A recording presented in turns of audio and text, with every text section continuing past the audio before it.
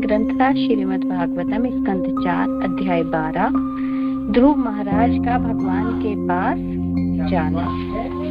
और आज हम श्लोक संख्या 49 और 50।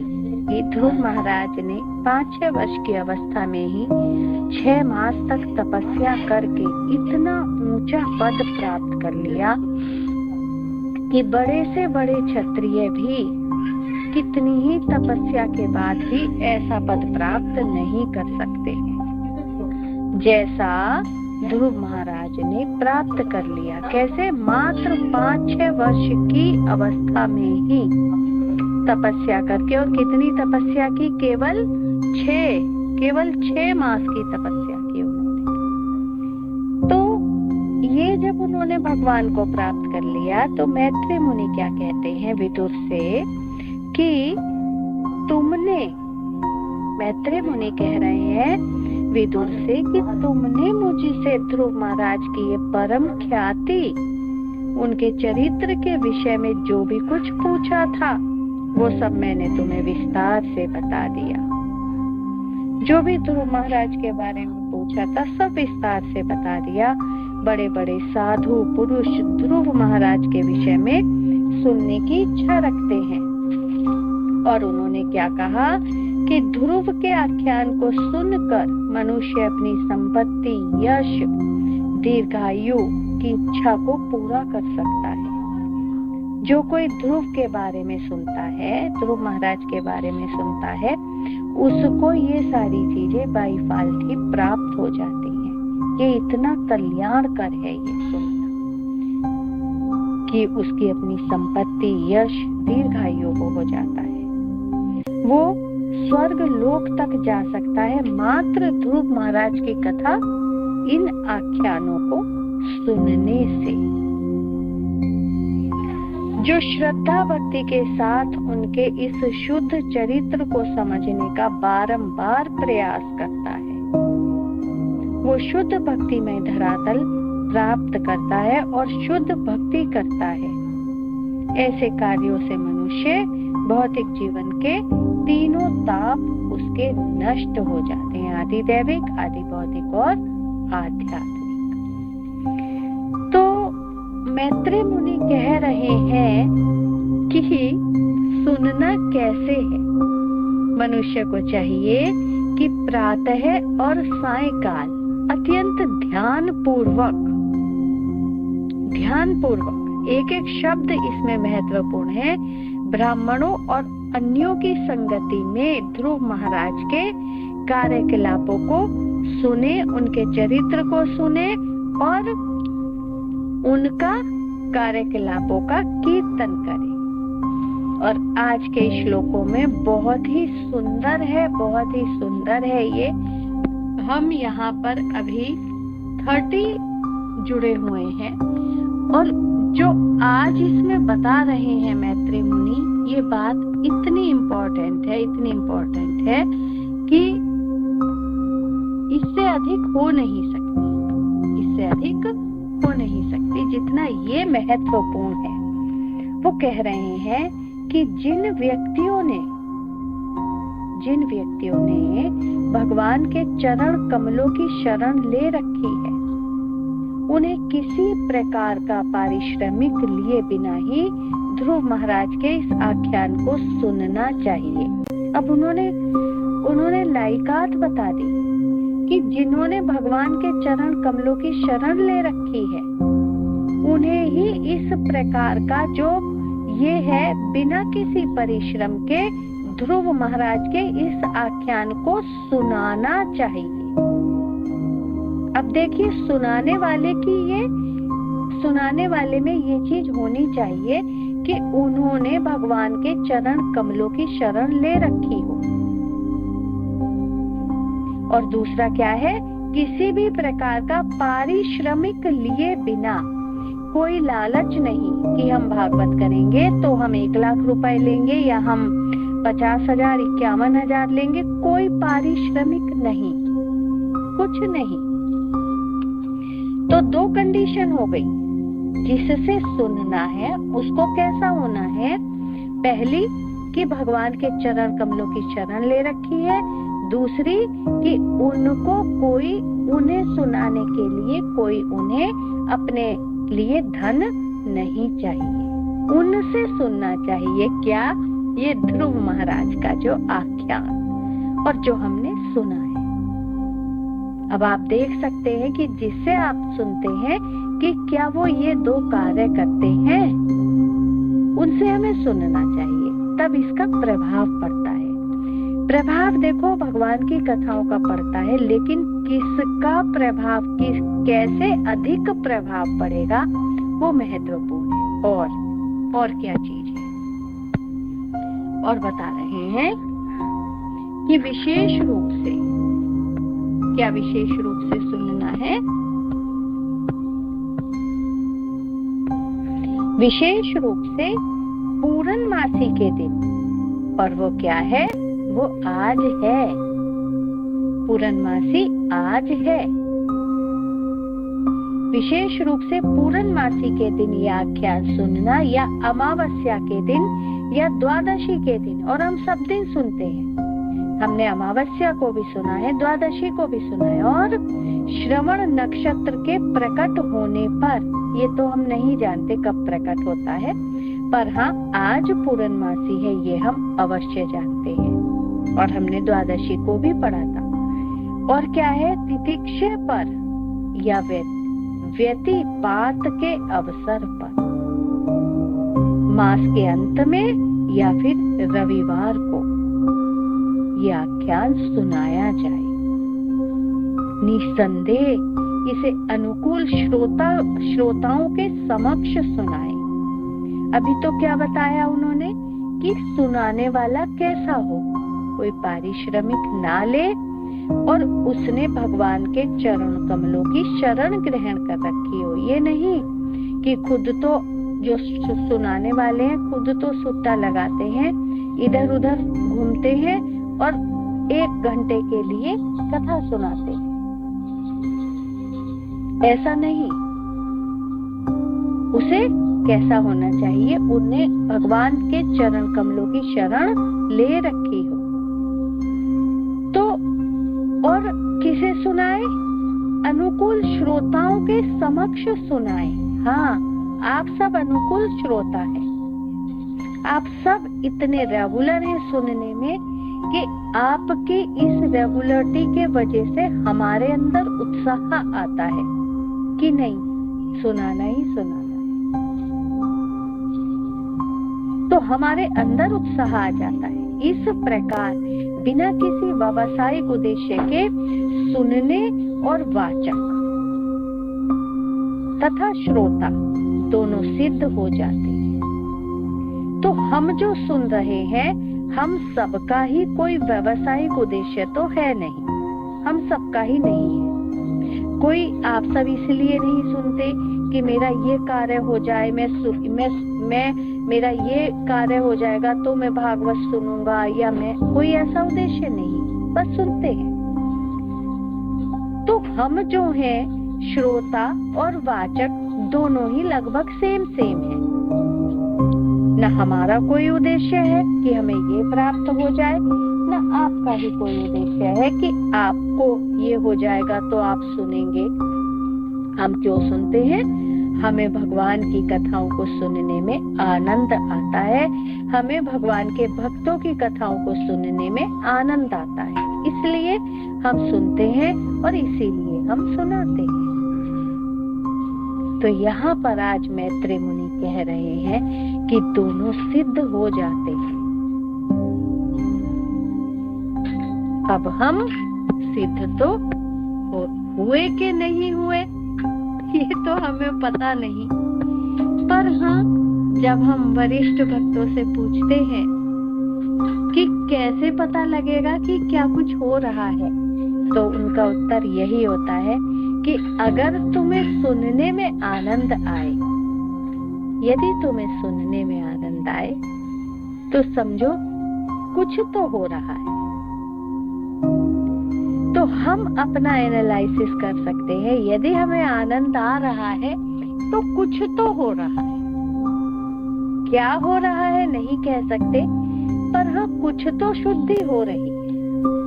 कुछ तो फर्क पड़ ही रहा है, कुछ तो अंतर हो ही रहा है, तभी तो हम प्रतिदिन प्रतीक्षा करते हैं और जुड़ते हैं। बहुत ही सुंदर है ये ध्रुव महाराज का ये पूरा आख्यान। हमने एक एक श्लोक को हमने पढ़ा, सुना, समझने का प्रयास किया। तात्पर्य देखते हैं श्रील प्रभुपाद के द्वारा। श्रील प्रभुपाद की जय। वृत्ति करने वाले वाचक अपने पेट की अग्नि को शांत करने के लिए धन की मांग कर सकते हैं।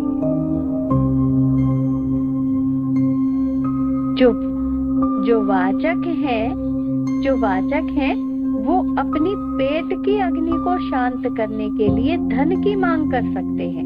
और हम सब इस बात से परिचित हैं कि क्या समाज में चल रहा है।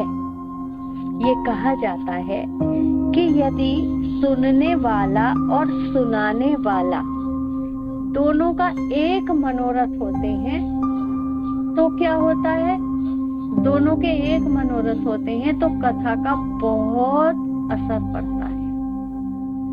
और हमारे दोनों के मनोरथ एक हो सकते हैं। पहले जो कथाएं हुआ करती थी तो कैसे कथाएं होती थी? पहली बात तो सुबह शाम दोनों टाइम होती थी।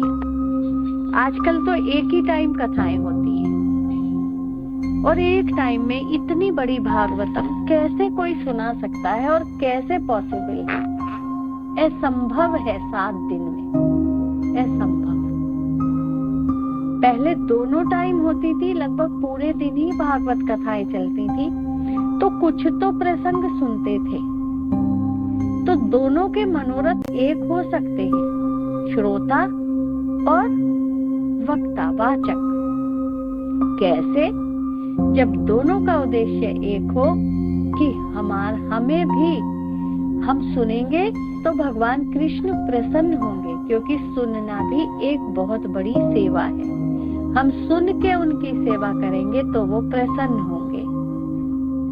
और जो सुनाएगा उसकी भी यही इच्छा कि कृष्ण प्रसन्न हो जाएंगे अगर हम उनके भक्तों के बारे में सुनेंगे या उनकी कथाओं को सुनेंगे, उनकी लीलाओं के अमृत का पान करेंगे तो वो प्रसन्न हो जाएंगे। एक घटना मुझे याद आई। एक बार चैतन्य महाप्रभु जब जगन्नाथ जी पुरी धाम में रहते थे तो वो वहाँ के जो राजा थे उनको वो अपनी शरण में नहीं लेते थे। क्यों? क्योंकि जो राजा होते हैं, राजा कैसे होते हैं? धनवान होते हैं, उनके कितने ऐश आराम होते हैं, इतनी उनकी सारी सब कुछ सुविधाएं होती थी। तो महाप्रभु सन्यासी के वेश में थे और वो कहते थे कि नहीं, मुझे क्या लेना देना, मैं राजा से नहीं मिलना चाहता। और राजा इतना मिलना चाहते थे कि एक बार मुझे उनके चरण कमलों की शरण मिल जाए, पर महाप्रभु नहीं मिलना चाहते थे। एक बार क्या हुआ, महाप्रभु विश्राम कर रहे थे और राजा ने अपना वेश बदलकर एक नॉर्मल आम नागरिक का वेश बनाया और उनके, महाप्रभु के जो पार्षद थे, उनके जो सेवक थे, वो चाहते थे, क्योंकि वो जानते थे कि राजा कैसा है। राजा भले ही राजा है, लेकिन राजा साधु राजा है, महात्मा राजा है, वो जानते थे। तो राजा ने वेश बदला और वेश बदलकर वो महाप्रभु के आके चरणों को दबाने लगा, सेवा करने लगा और क्या गाने लगा? गोपी गीत। महाप्रभु लेटे हुए हैं, लग रहा है सो रहे हैं, पर वो लेटे हुए हैं, जैसे आंख बंद की हुई है और लेटे हुए हैं बस। तो वो चरणों की सेवा करते करते गोपी गीत गाने लगा। और गाने कैसे लगा? पूरे मन से, भाव से। जयति ते अधिकम जन्मना व्रजः श्रेयत इंदिरा शाश्वतत्रिहि दयति दृश्यताम्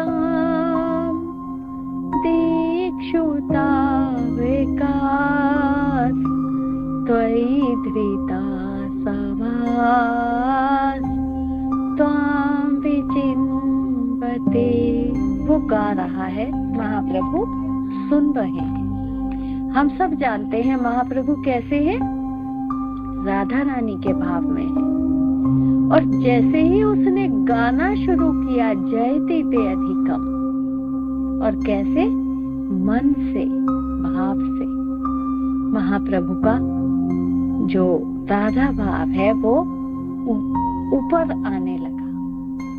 वो सुन रहे हैं और राधा भाव में आ रहे हैं। और जब वो पहुंचे 8 श्लोक के बाद 9वें श्लोक पर, महाप्रभु बैठ गए और कहने लगे और सुनाओ और सुनाओ।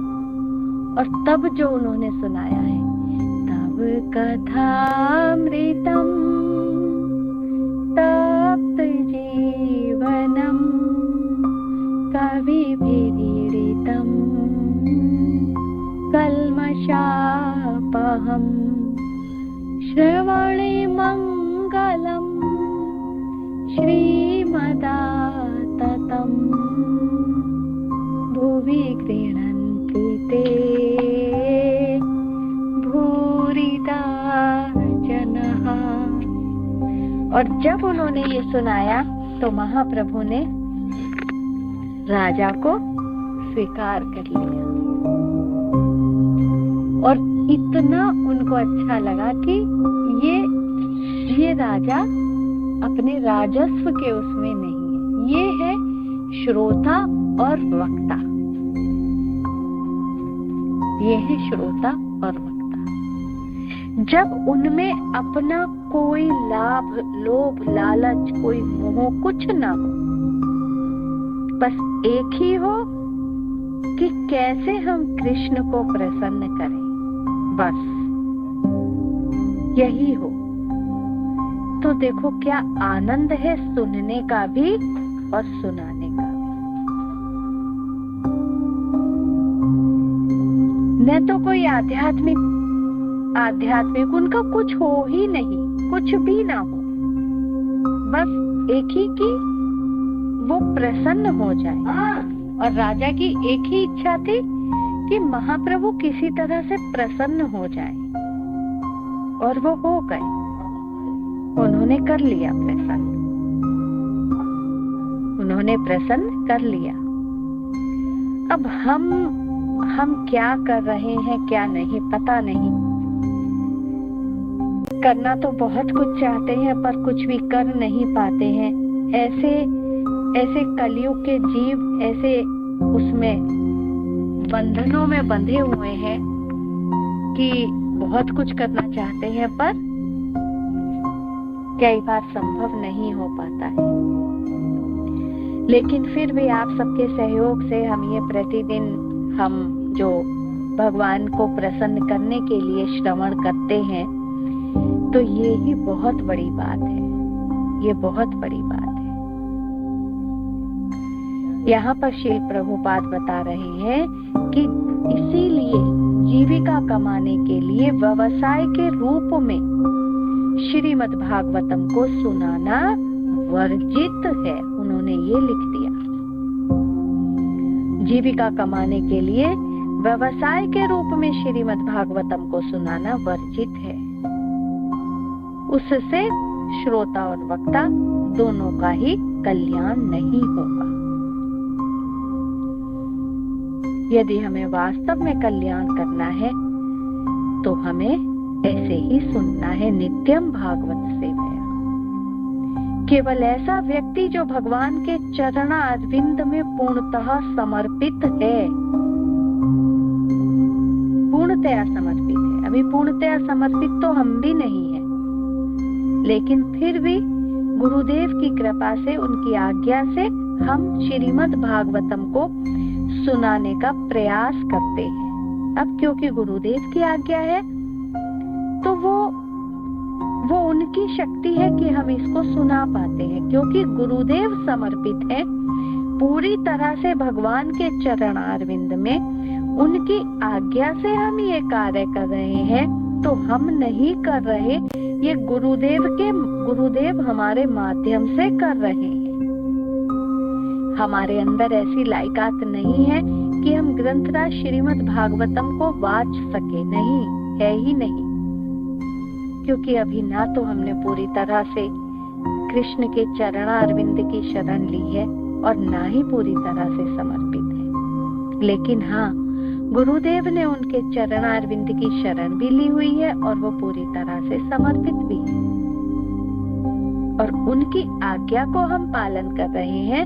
तो जो हम कर रहे हैं वो उन्हीं को समर्पित है, वो उन्हीं को समर्पित है, हमारा कुछ भी नहीं। और पढ़ भी क्या रहे हैं?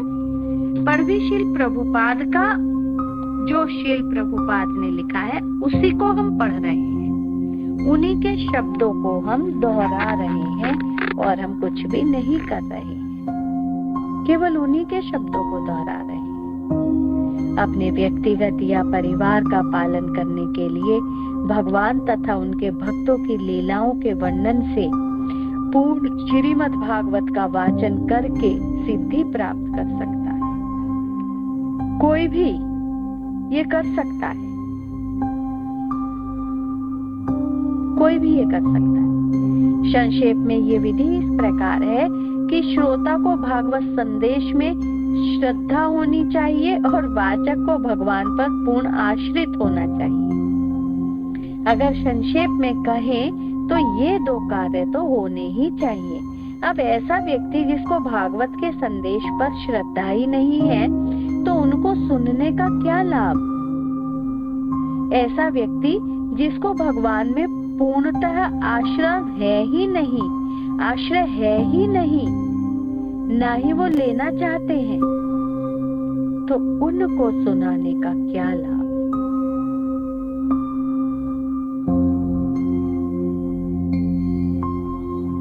यदि हरि है तो तपस्या का क्या लाभ, और यदि हरि नहीं है तो भी तपस्या का क्या लाभ? यदि हम कृष्ण को सब कुछ मानते हैं तो तपस्या करने से क्या लाभ, जब हमारे तो तन मन में, हमारे अंतर में, सब में कृष्ण ही कृष्ण बसे हुए हैं, तो तपस्या का क्या लाभ फिर?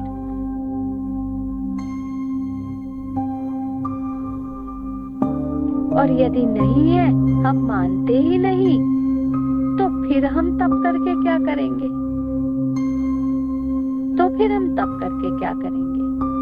तप का लाभ तो तभी है ना जब हम उनमें विश्वास करें। तो भागवत संदेश में श्रद्धा होनी चाहिए और वाचक को भगवान पर पूर्ण आश्रित, हे प्रभु जो तुम करोगे वही मैं आश्रित हूँ। जैसा आश्रय किसका था? प्रहलाद महाराज का।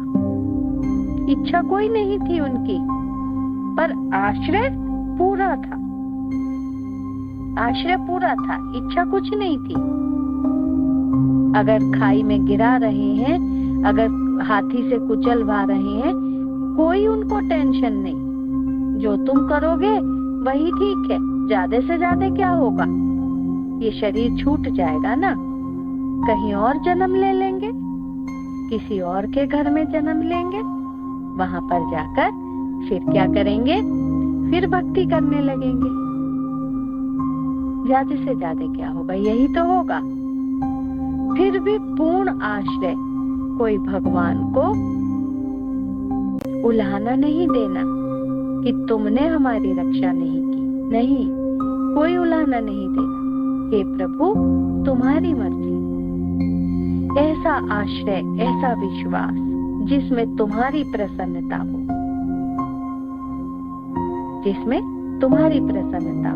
हम तो तुम्हारे बिन मोल के दास हैं।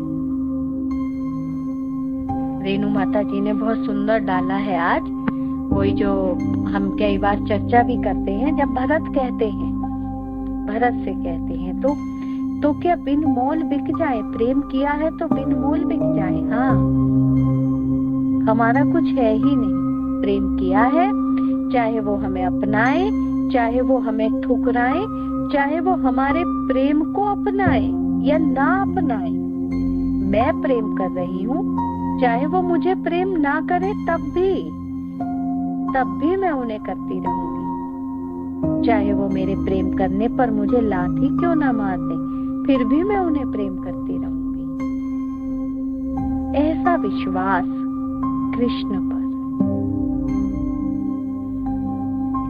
जिसमें ऐसा विश्वास हो वही भागवत सुनाने का अधिकारी है, और ऐसा विश्वास गुरुदेव में है। मैं उनका लेक्चर सुन रही थी, उसमें वो कह रहे थे कि अगर हम गिर भी रहे हैं तो भी भगवान है, वो बैठे हुए हैं। तो ये विश्वास उनका, वो है शुद्ध भक्त। भागवत के कथावाचक को व्यावसायिक नहीं बनना चाहिए।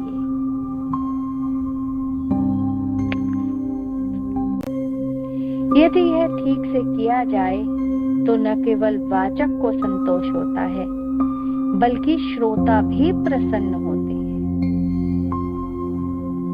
जब कोई डिमांड नहीं होती तो दोनों ही प्रसन्न होते हैं, वाचक भी और श्रोता भी, दोनों प्रसन्न होते हैं। और इस प्रकार दोनों ही श्रवण मात्र से इस भव बंधन से मुक्त हो जाते हैं। दोनों का भव बंधन छूट जाता है।